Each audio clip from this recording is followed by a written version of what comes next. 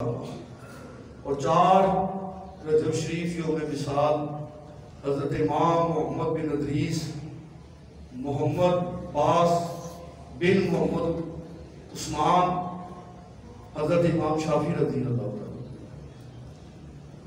امام شافعی رحمت اللہ تعالیٰ نے 150 ہجری میں مصر میں پیدا ہوئے. والد ماجد سیدنا ادریس رضی اللہ تعالیٰ وقت کے ولی کامل ہیں. اماں حضور فاطمہ بنت عبداللہ رضی اللہ تعالیٰ عنہ ولیہ کامل ہے. وہ دیکھو نا، جب باپ اتنا بارہ گزار ہوگا، ماں اتنی عظمت والی ہوگی، تو پھر بیٹا امام شافعی تو ہوگا ہیں جی. اولاد کے نیک ہونے کے لیے ضروری ہے اس کا ماں باپ نیک ہو. ہیں جی، اولاد کے نیک ہونے کی شرط یہ ہے کہ اس کا ماں باپ اس نے عمل کرنے والا ہو. امام شافعی اگر مسلک کے شافعیہ کا امام بنے تو ان کے بعد بھی شان دیکھو، تقوی کا مقام تھا، معاشرم و یاقی ملکہ تھی. آپ خود ہی شاد فرماتی ہیں امام شافعی ابھی میرے شکم میں تھے، مجھے رات کو ایسا خواب آیا کہ میرے جسم سے ایک ستارہ نکلا ہے، وہ آسمان پہ جا کر ٹوٹا اور اس کے ٹوٹنے سے اتنا نور پھیلا کہ مصر کا ہر گھر نور و نور ہو گیا. معاف فرماتی آپ فرماتی ہیں میں نے اپنے دور میں کسی ولی کامل سے پوچھا، بھیجا بابا جی میں نے ایسا خواب دیکھا ہے. انہوں نے فرمایا بیٹی تیرے گھر میں جو بیٹا پیدا ہوگا بڑا علم دین پڑھے گا اور اللہ اس کے دین کے صدقے پورے مصر کو نور و نور کر دے. امام شافعی رحمۃ اللہ 2 سال کی عمر میں یتیم ہو گئے. اماں مصر سے لے کر مکہ المکرمہ آ گئی. وہاں 170 ہجری میں وہاں آئے، 180 ہجری میں مدینہ رسول چلے گئے امام مالک کے پاس. وہاں جا کر آپ نے کچھ تعلیم حاصل کی.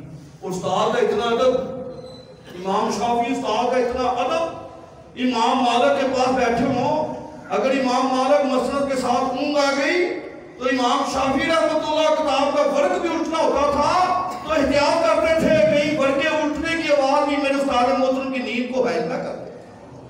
یہ ادب تھا. آج ایسا ادب ہے. اور ان سے پوچھا گیا امام صاحب آپ نے علم دین کتنا کیسے حاصل کیا؟